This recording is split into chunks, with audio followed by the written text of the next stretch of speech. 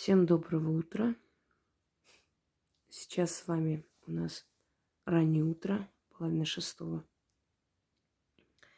И я продолжаю наверстать упущенное, поскольку некоторое время не могла снимать. И сейчас накопилось определенное количество работ, которые я должна вам подарить. Сахарный диабет. Это очень тяжелое заболевание. Если запустить, то очень непросто приходится человеку, который болеет. И одного инсулина, который нужно колоть себе всю жизнь, бывает недостаточно для того, чтобы спасать себя. Иногда сахарный диабет может закончиться комой. Иногда может закончиться лишением конечностей.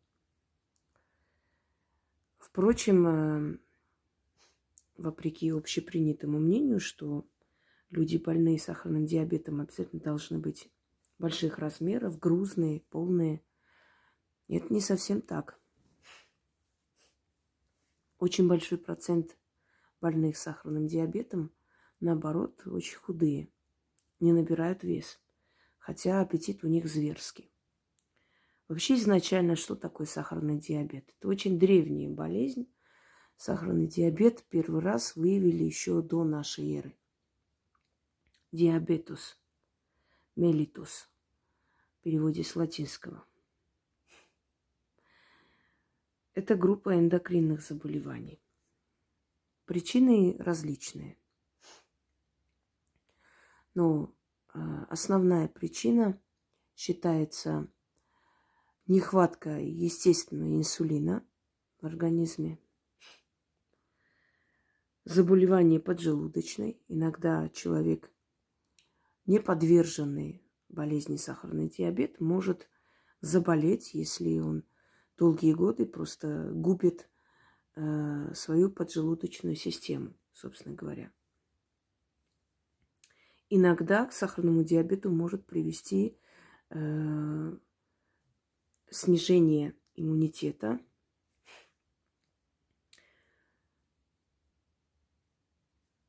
и начинается абсолютное нарушение всех сфер деятельности организма. Если недостаточно гормона инсулина, развивается гипергликемия.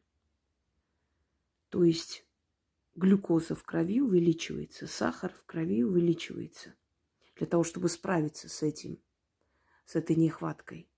Но так уж получается, что организм потом не может остановиться, он вырабатывает эту глюкозу чрезмерно. Если уж грубо сказать, кровь человека становится просто сладким. Нарушается обмен веществ. Углеводный обмен веществ, жировой, белковый, минеральный, водно-солевой. И, естественно, человек начинает постепенно, скажем так, все более запускать внутрь себя этот разрушительный процесс. И в итоге начинаются определенные симптомы, которые, скажем так, бесследно не исчезают. Не заметить их нельзя. Это усиленное выделение мочи, то есть обезвоживание организма. Это происходит из-за того, что в крови растворяется глюкоза, и начинается мочеиспускание обильное. Иногда может и в ночное время человек взрослый начинать страдать энурезом, что очень неприятно, тем более если он, например, в гостях находится. Неутолимая жажда, именно, во-первых, потому что уходит из организма жидкость, и, во-вторых, вода пытается вытолкать сахар, то есть глюкозу из крови, и постоянно человек пьет. Для таких людей очень тяжело участвовать в конференции. Например, люди известные, общественные, если им нужно продержаться на публике, там, скажем, час-два, они очень сильно страдают. Некоторые просят принести минералку, воду поставить рядом, если есть возможность. А вообще начинают избегать такие шумные компании и прочее, потому как у них нет возможности пить, и им становится плохо. Обезвоживается организм, может голова кружится, может обмороком закончиться. Далее. Полигофия называется. Неутолимый голод, постоянно зверский голод. Постоянно хочется что-нибудь есть. И часто хочется сладкого, что, в принципе, запрещено. Потому что именно для таких людей придумали сахарозаменители. Но даже фрукты, чрезмерно сладкие фрукты, этим людям противопоказаны. Потому что сахароза фруктов тоже может провоцировать скачок резкий. Человеку может стать плохо. Первый тип, то есть изначально или первый тип, иногда удается на первом этапе остановить, то есть заглушить эту болезнь и держать в норме. Это первый тип сахара в крови, когда человек худой, чрезмерно худой, постоянно ест, вот это наблюдение за собой или за близкими людьми, постоянно ест, очень много ест, но худой, абсолютно нигде не прибавляется. Потому как обмен веществ ненормальный в организме, и все эти пищевые ингредиенты, они не доходят до цели. Второй тип – это когда, наоборот, человек начинает полнеть, чрезмерно полнеть. Прям становится грузный. Человек очень худой, очень стройный, может превратиться просто в огромную гору жира. И этот процесс не может остановить. Начинается, естественно, одышка и связаны с этим болезни. Зуд кожи, воспаление слизистых, сухость во рту, общая слабость, ощущение полета постоянного. Они страдают, диабетчики очень страдают, потому что у них постоянное ощущение невесомости. Им очень тяжело, невзирая на их вес. Головные боли, нарушение зрения, понижается зрение, резко падает. Ацетон, запах ацетона от человека начинает идти, вот запах ацетона, печень начинает сжигать.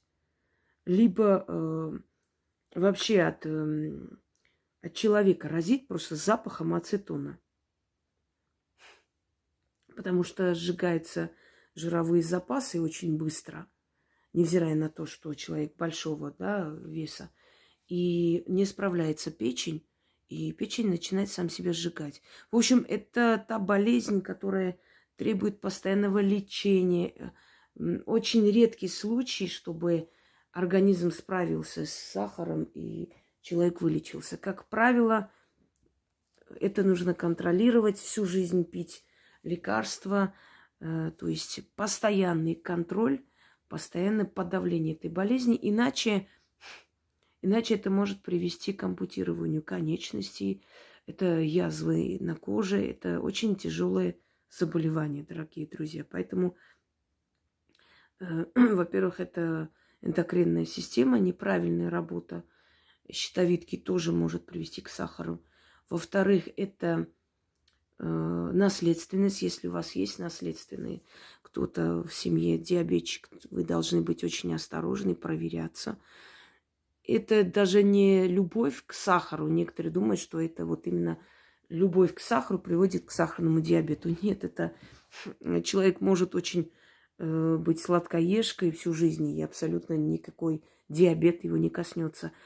Это не справление, то есть не справляется, извиняюсь, ваш организм поджелудочный, как правило, и начинает вырабатывать инсулин в большом количестве, чтобы справиться, чтобы суметь обмен веществ урегулировать и так далее. Поэтому вот эти все Макдональдсы, эти все быстрая еда, как он там называется, уже забыла, ну, все, что пришло из Запада, там же ничего нормального оттуда не приходит, да. Все эти жареные барбекю и прочее, прочее, постарайтесь уменьшить, а лучше вообще убрать. Уличную еду вообще убрать. Если вы склонны к этому или вы чувствуете, что у вас организм как-то не очень работает, уберите это все, потому что это все рано или поздно может привести к сахару. Не справляется поджелудочная с этой тяжелой едой, с этой нездоровой пищей. И в итоге начинает вырабатывать большое количество инсулина. Вот если у вас приступы начинаются поджелудочные, если у вас с желудком начались проблемы, все, останавливайтесь, начните себя лечить, естественно, обращайтесь к врачу. Как правило, воспаление поджелудочное, сильное воспаление, есть препарат, искусственные гормоны, акреатид, насколько я помню. Вот акреатид, дюспоталин, париет помогают. Далее, то есть препараты, которые помогают перевариваться. То есть вылечили себя, привели себя в норму, все, следите за поджелудочной. Как правило, нарушение поджелудочной в итоге приводит к сахару. Как правило, чаще всего. Почему я говорю, я просто... Да, крион, париет, дюспоталин и акреатид. Вот эти вот препараты, как правило, вот лечат поджелудочные, потому что боли адские. Могут несколько лет все нормально, а потом схватит и все. У меня просто вся семья врачи. Я сама одно время изучала медицину и всерьез задумывалась стать врачом. Но несколько профессий меня влекли. То есть я увлекалась рисованием, художеством и вот врачебной деятельностью и историей. И все-таки история пересилила. Речь не об этом. Лучше остановить себя, чем потом лечить сахарный диабет. И основной источник вот это вот. Вот это вот нездоровая, быстрая пища, которая со временем организм не справляется, начинает постепенно вырабатывать больше и больше инсулина, чтобы справиться и улучшить обмен веществ, а потом уже просто контроль теряет. И все, и остановить невозможно. Я хочу подарить вам ритуал, сильный ритуал, который может вам помочь либо остановить процесс сахара в крови, то есть оздоровить организм, либо убрать. Если он изначально, то есть начальная стадия, если еще пока не запущенная форма, то возможно остановить. А через некоторое время можно и убрать, если вы будете, естественно, прилагать усилия и делать, и не лениться. Итак, силой огня. Первый этап. 13 дней к ряду, ночей, извиняюсь, не пропуская ни одной ночи. Пропустили, начните заново. Зажигайте 3 восковые свечи и читайте столько раз, пока от свечей не останется маленький огарок. Остался этот огарок свечи. Нужно в темное время суток. Луна здесь не имеет значения, день тоже. Садитесь, смотрите на огонь и читайте столько раз, пока не дочитайте, то есть до такого места, где, пока свеча практически не догорит. Потом потушите гасителем или пальцем, не задувать. Собирайте эти огарки в отдельный пакет.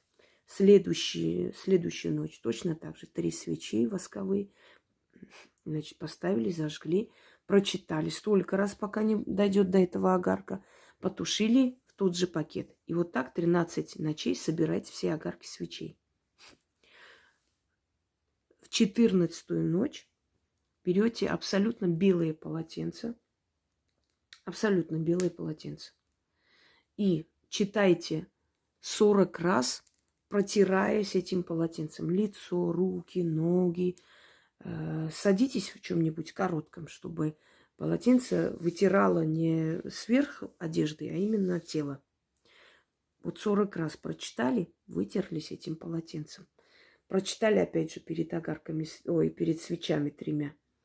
Опять же, вот 40 раз прочитали, свечи закончились, берете эти огарки, кидайте в пакет вместе с полотенцем, выносите за домом. И нужно вам закопать без пакета. То есть вот закопать полотенце с огарками свечей. Сверху положить 40 монет, говорить «откупаюсь» и уйти. Вам станет легче. Если у вас изначальная стадия сахара, то остановится. Но смотрите, если у вас запущенная форма, проводите 13, точнее 14 ночей. Закопали полотенце, это белое. Все. Через 7-8 дней снова повторяйте, снова берете полотенце, покупайте. 13 ночей читайте на огарке свечей, огарки собираете. На 14-ю ночь с полотенцем, протирая себя, читайте 40 раз. Выносите вместе с огарками, закапываете, оставляйте 40 монет. Любые монеты, не имеют значения, там можно разные. Закапывайте. Снова, значит, говорите, откупилась, уходите. И вот так до того, пока облегчение не наступит. 5-6 раз можно за несколько месяцев сделать. Обычно, если у вас изначальная там стадия, обычно облегчение наступает сразу после первого, то есть вот этого, грубо говоря, первого курса проведения этого ритуала. Итак, смотрим на свечи, на огонь и читаем в полголоса. Еще раз говорю, прервать нельзя. Если прервали, начните заново. Она не подействует. Опять начните с нуля. Эти огарки просто уберите и начните с нуля. Одна часть на русском языке, вторая часть вуду. Все это читать до того, пока не дойдет до вот этого. А потом, после, я, естественно, скажу второй этап, что нужно делать. Я откуп тебе отдаю огонь. Воск жертвую, бери жертву огонь. Сахар в моей крови сжигай. Сахар съедай, но тело не тронь. От диабета меня освобождай. Растворяю я сахар в своей крови.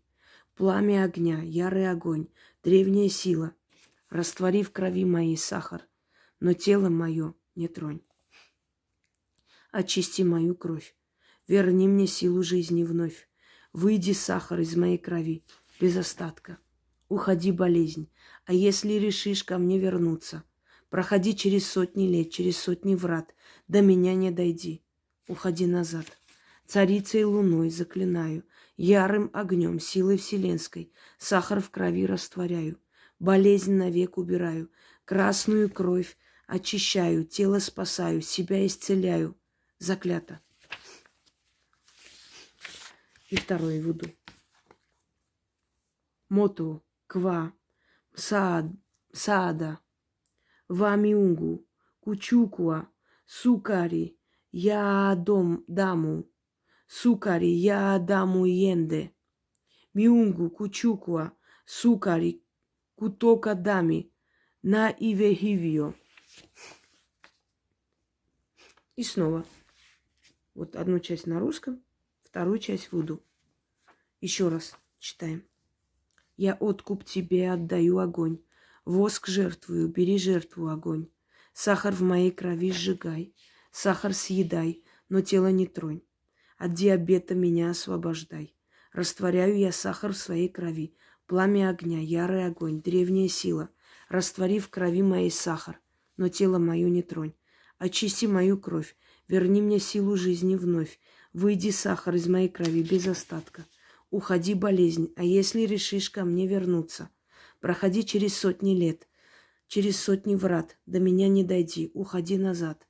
Царицей луной заклинаю, ярым огнем, силой вселенской, сахар в крови растворяю, болезнь навеки убираю, красную кровь очищаю, тело спасаю, себя исцеляю, заклято. Прочитали, и снова вторую часть вуду. Мото квам саада, вамиунгу кучукуа, сукари я адаму иенде. Миунгу кучукуа, сукари кутокадами, наиве хивио. Вот это вы прочитали до того, как доходит до таких маленьких огарков, то есть потушили, еще раз, гасителем или пальцем. 13 ночей кряду. Прервать нельзя. 14-я ночь берете абсолютно новые полотенца. Если, когда купите, лучше не торговаться. Или платите картой, или ровно ту сумму. В общем, не берете сдачи. Берете это полотенце, садитесь. Можете в нижнем белье или в открытом чем-нибудь, чтобы протирать руки, ноги, лицо, шею, в общем, все тело. Вот трете и читайте 40 раз при 3 свечах восковых. Те огарки нужно собирать 13 ночей. Читайте. Как воск тает от огня жгучего, так сахарный диабет отступает от заговора могучего. Ярое пламя свечи, слова мои до духов донеси, чтобы недуг от тела моего ушел, в земле сырой приют нашел. Сахар в крови моей растворись от моего слова могучего. Силы магии придут в движение, и кровь от сахара очистят. Истинно заклято. Еще раз читаю. Как воск тает от огня жгучего, так сахарный диабет отступает от заговора могучего. Ярое пламя свечи, слова мои до духов донеси, чтобы недуг из тела моего ушел, в земле сырой приют нашел. Сахар в крови моей растворись от моего слова могучего. Силы магии придут в движение, и кровь от сахара очистят. Истинно заклято. Прочитали 40 раз в тот же вечер, то есть в ту же ночь. Ну, смотря когда вы читаете, читать нужно в сумерки. Выносите вместе с огарками свечей и полотенца. Нужно закопать, оставить 40 монет, сказать слова «откупаюсь» и уходить молча. То есть не оглядываясь, извиняюсь. Так вот, если у вас изначальная стадия, одного раза достаточно, то есть одного вот этих 14 ночей, чтобы остановилось и постепенно ушло на убыль. Если у вас запущенная форма, нужно будет делать часто, пока не наступит облегчение. Вообще я рекомендую 3 раза. Вот сделать перерыв 7-8 дней, потом снова. Ради себя стоит постараться. Это очень зловещая болезнь, и если есть хоть один шанс хотя бы остановить и улучшить работу организма, то думаю, что этот шанс нужно использовать. Но если вы убедились уже не в первый, не второй раз, насколько действенны мои работы, то я считаю, что ради своего здоровья стоит постараться. Не болейте. Всем удачи!